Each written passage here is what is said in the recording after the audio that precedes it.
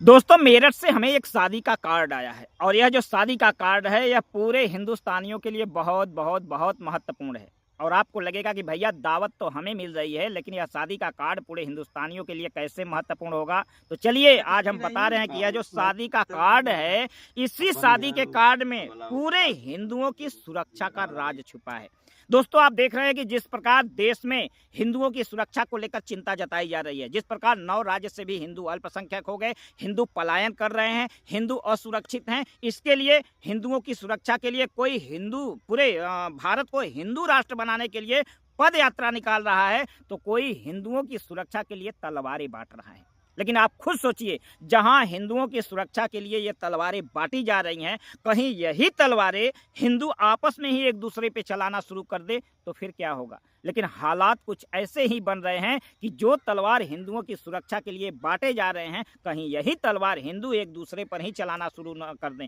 क्योंकि अभी पिछले सोशल मीडिया पर जो तस्वीरें सामने निकल कर आई कि जिस प्रकार देश में हिंदू जातियों में बटे हैं और ये जो अलग अलग जातियों के नेता हैं ये अलग अलग जातियों की सेनाएं बना रखे हैं, और ये जो अलग अलग जातियों की सेना है ये सेना एक दूसरे से टकरा रही हैं। दोस्तों अभी देखा, एक जाति की सेना ने दूसरे जाति के धर्म ग्रंथ को मनुस्मृति को जला देते हैं, फिर दूसरी जाति की जो सेना है इसके जवाब में संविधान को ही जला देती है। फिर एक जाति की जो सेना है यह अपने नेता के भड़कावे में आकर राम जी के चित्र को जला देती है। फिर दूसरी जाति की सेना है वो इसके जवाब में बाबा भीमराव अंबेडकर जी का पोस्टर जला देती है। तो ये सब सारी तस्वीरें देख करके लग रहा है कि अब जो अलग अलग जातियों की सेना है, इन सेनाओं को पीछे से जो ये नेता हैं इसके पीछे अपने राजनीतिक फायदे के लिए ये कहीं ना कहीं इन जातियों को उकसा रहे हैं, भड़का रहे हैं, आपस में लड़ाने और भिड़ाने का काम कर रहे हैं।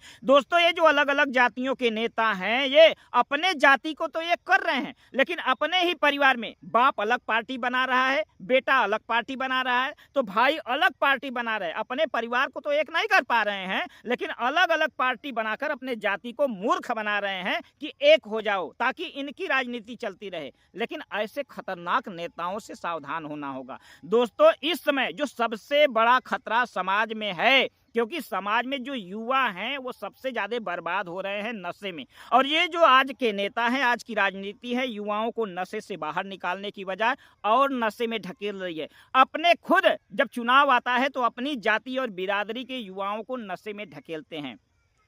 दोस्तों ये नेता तो नारा देते हैं कि मंदिर मत जाओ, मंदिर मत बनाओ, स्कूल बनाओ, मंदिर में जाना बेकार है, पूजा पाठ करना बेकार है, लेकिन कभी अपने युवाओं को ये नहीं कहते कि शराब ठेका पर मत जाओ, शराब मत पियो, बल्कि उल्टा अपने चुनावी फायदे के लिए शराब भी बांटते हैं। तो ये जो सबसे बड़े खतरनाक आज के नेता हैं जो अपनी जातियों को मूर्ख बना रहे हैं और अपनी जातियों की अलग अलग पार्टी सेना बना करके एक दूसरे से लड़ाने का प्रयास कर रहे हैं। इसमें नेता तो पीछे रहते हैं, जातियों की सेना आपस में लड़ती है, झगड़ती है, उलझती है, और एक ही गांव में अलग अलग जातियों की सेना आपस में लड़ भिड़ कर नफरत कर लेती है और नेता एक कमरे में बैठ करके ये मजे लेते हैं। तो दोस्तों इसीलिए ये जो शादी का कार्ड है, इस शादी के कार्ड में समस्त हिंदुस्तानियों की सुरक्षा का रहस्य छुपा है। क्योंकि अगर जो अपने समाज को, समस्त जातियों के युवाओं को अगर नशे से बचाना है तो उसके लिए धर्म से जोड़ना पड़ेगा, अध्यात्म से जोड़ना पड़ेगा, और ये अध्यात्म क्रांति गुरु श्री चंद्रमोहन जी सिखा रहे हैं। और जितने भी अपने शिष्यों को आध्यात्म से जोड़ दिया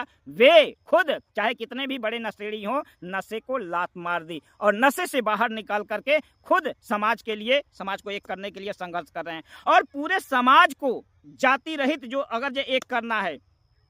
क्योंकि सभी नारा देते हैं कि जाति बेकार है, जाति बेकार है, जाति बेकार का नारा दे देकर तो आपस में लड़ा रहे हैं, लेकिन जाति कोई नहीं छोड़ रहा है। अब सोचने वाले ये जो नेता है ये कहते हैं कि भैया हिंदू धर्म बेकार है, धर्म ग्रंथ बेकार है क्योंकि उसमें जाति व्यवस्था है। अरे ठीक है, तुमने हिंदू धर्म छोड़ दिया, धर्म ग्रंथ जला दिया, लेकिन जिस जाति की गंदगी तुम्हारे अंदर है उस जाति को तो छोड़ नहीं रहे हो। धर्म छोड़ने के बाद भी उसी जाति के दलदल में फंसे हो, धर्म ग्रंथ जलाने के बाद भी उस जाति को अपने सर पे लेकर ढो रहे हो, अपने नाम के पीछे जाति लगाए हो, तो सिर्फ सबसे बड़े पाखंडी तो तुम हो। दिक्कत थी जाति व्यवस्था से, जला रहे हो धर्म ग्रंथ और जाति छोड़ने के लिए तैयार नहीं हो। तो जाति को अगर जो मिटाना है तो जाति व्यवस्था के मिटाने के लिए सबसे बड़ा जो सूत्र है, सबसे अचूक जो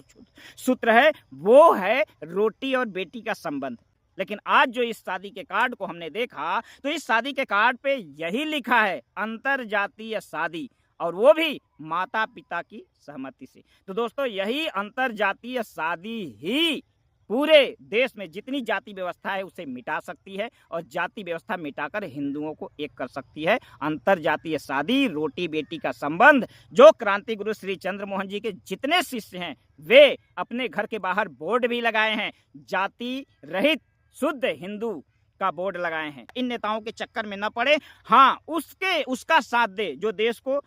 एक करने के लिए, युवाओं को नशे से बाहर निकालने के लिए अध्यात्म से जोड़ रहा है, नशे से बाहर निकाल रहा है और पूरे समाज से जाति व्यवस्था मिटाने के लिए अंतरजातीय शादी को बढ़ावा दे रहा है। ऐसे व्यक्ति का साथ दे। जय मजदूर, जय किसान, जय जय हिंदुस्तान।